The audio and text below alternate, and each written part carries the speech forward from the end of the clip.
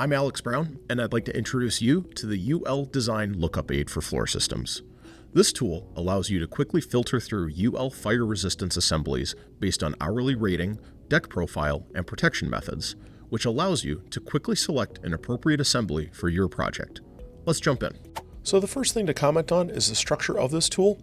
So you can see the drop downs up here up top. And what these will do is filter all available UL fire assemblies that are held in our database for the ones that meet your criteria. So we can select a specific deck if there's one that we've already got pegged for a job, the desired fire protection for both the deck and the joist, the rating type, unrestrained versus restrained. And we've got some language to the side here that goes through kind of how to treat that, how to interpret that distinction. And then the hourly rating from half an hour up to 4 hours. So based on all of those filters, that's going to populate this table down below here. If you're not familiar with the different deck types that Vulcraft offers, you can go up here to product and the steel deck page, and that's going to go through some of the abbreviations and what C versus VL mean and all of that. So let's go ahead and jump into an example. We'll just pick 1.5 inch VL composite deck. And as soon as I made that selection, you can see this pop up here. It's calculating. So it's going through and filtering for just the assemblies that have that deck type.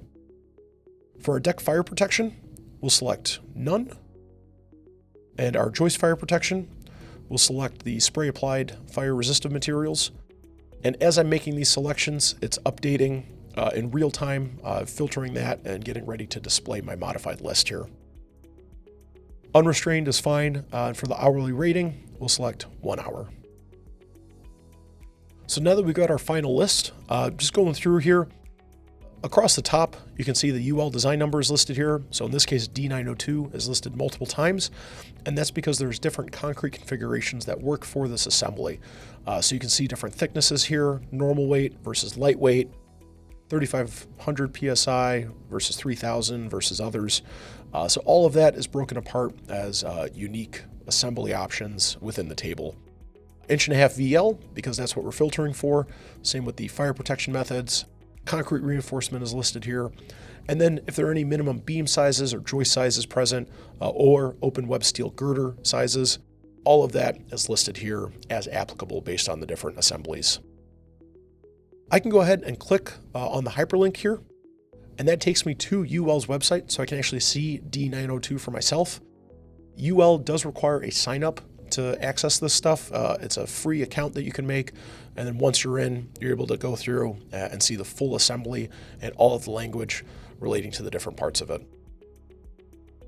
So we can jump back into the tool itself here, and just to change up the example a little bit, let's say that I'm going to have a drop ceiling, so I've got acoustic material below my deck, and no option selected for the joist. So it's not the same as no protection at all, just that I don't have a preference, so you can run it wide open and give me all joist fire protection options.